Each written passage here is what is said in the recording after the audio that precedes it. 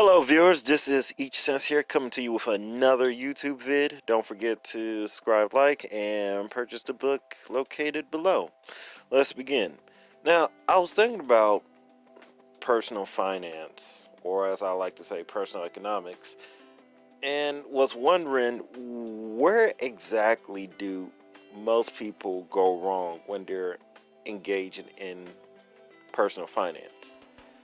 I was thinking about when I was helping my mother with her financial problems because I'll be honest with you, my mom, although she's a nurse and she makes between 30,000 to 40,000 a year, she doesn't know how to budget well and she has, well, thousands of dollars worth of debt. She'll ask me, a person who makes way less than her, hey, can you help me out financially? And I would. Now the problem is that because she makes way more than me, I had a problem convincing her how to budget her money. We go into quarrels, arguments, verbal, strong disagreements, all that jazz.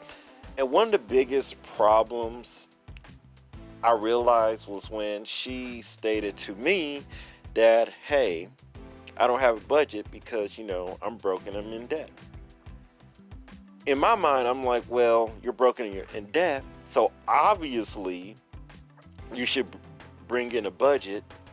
But to her, the only reason why you should have a budget is because you are constantly getting a lot of money.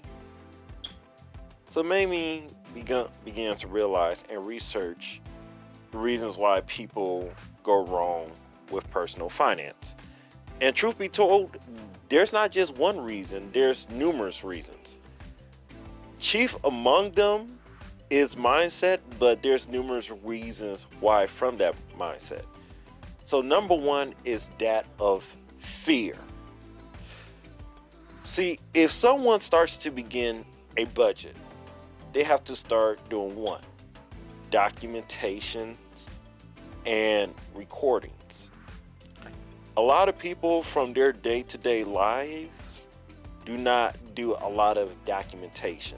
They either just go to their job, get told what to do at their job, and once they get home and are away from their job, they just don't feel like documenting unless they're doing it for their future taxes. That's it. So if they are scared of documenting, what is it that they're scared of documenting? Things that they enjoy doing. Let's say they enjoy partying every week. Let's say they enjoy drinking. Let's say that they enjoy doing anything leisure-like. Well, you're going to have to mark that down and see whether or not you have to keep it or get rid of it. And when you engage in personal finance, you're going to have to change yourself. In all honesty, you're going to have to change who you are. One of the biggest problems with a lot of people is they want to acquire new habits from personal finance, but they do not want to change themselves overall. So a new habit will be something that they will constantly do, but everything else in their life they'll keep. Let's say, I want to save more money, but I have to save more money by continuously doing the same thing over and over again, such as, spending money at Starbucks or constantly buying a lot of sodas, junk food, all that jazz. They have a fear of their desires going away.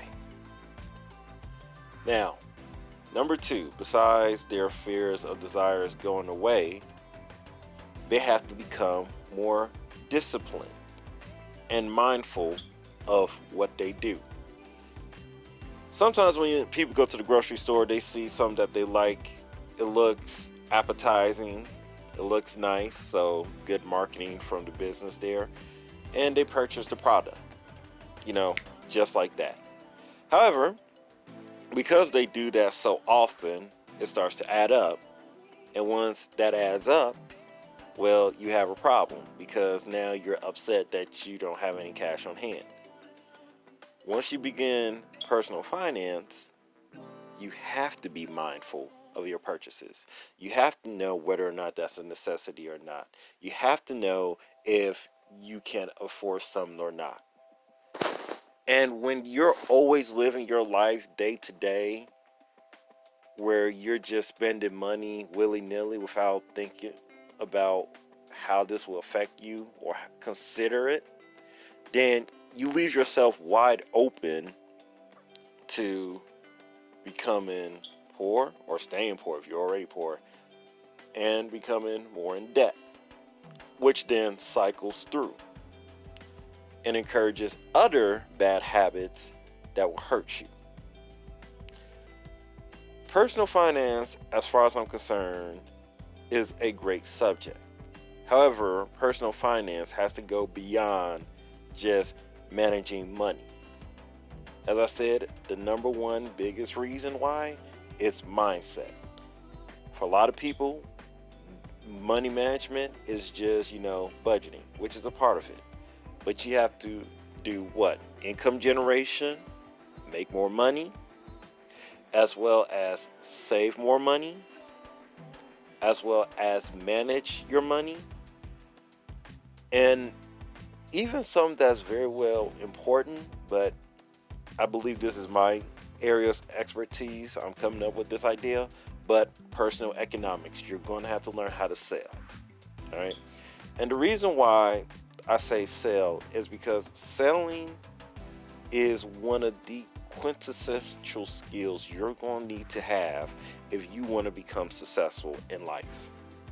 And quite frankly, a lot of people do not like sales because, it sounds scummy, etc. But I will argue that sales is part of personal finance. If you want to get a bigger income, you have to convince people, typically either your employer, to give you a raise, or if you're going to get another job that'll give you more money, you're going to have to convince them. It's not so much personal in the sense that you are going to just make money by yourself and save your money. You have to understand how your personal situation is relative to others, how you make money, how you sell, how you save, etc. That's all an effect in the surrounding areas. So, what does this have to do with? Well, I already explained to you what this had to deal with, why most people get wrong in personal finance. As I say in my book, Financial Sense, it should be located in the bottom. I will be updating another book, but anyways, sorry, I'm already confused, tongue-tied. But financial intelligence never ends. That's the philosophy you must have. You need to understand that the best way to control your finances is to control your money source. And the best way to do that is via having a business and being a self-employed professional. A lot of people don't know this, but self-employed professionals typically are business people because you have to create a corporate business structure. But that's besides the point.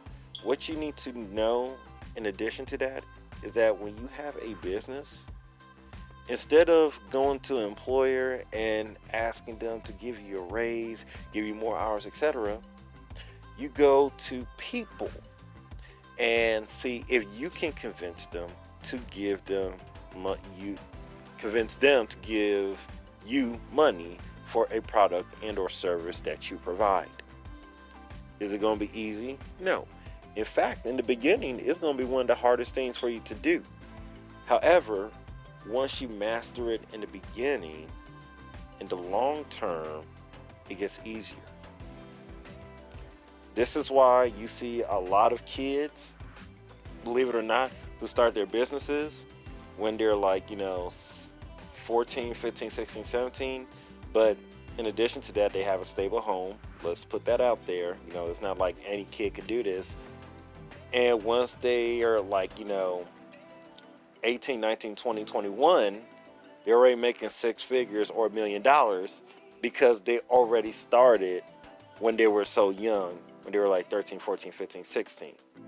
So they get what, 4, 5, 6, 7, 8, 9, 10 years. So you start at 14 years old. At 24, you could be making easily 6 figures to $1 million. If you start at, let's say, 17, 10 years later, 27, 6 figures to $1 million. Same thing. So here you are, just starting. It's never too late to start a business.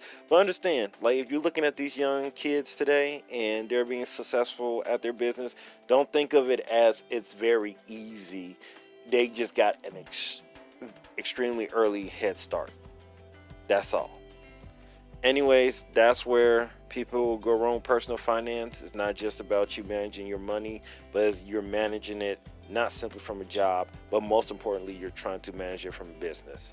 That's all. Bye.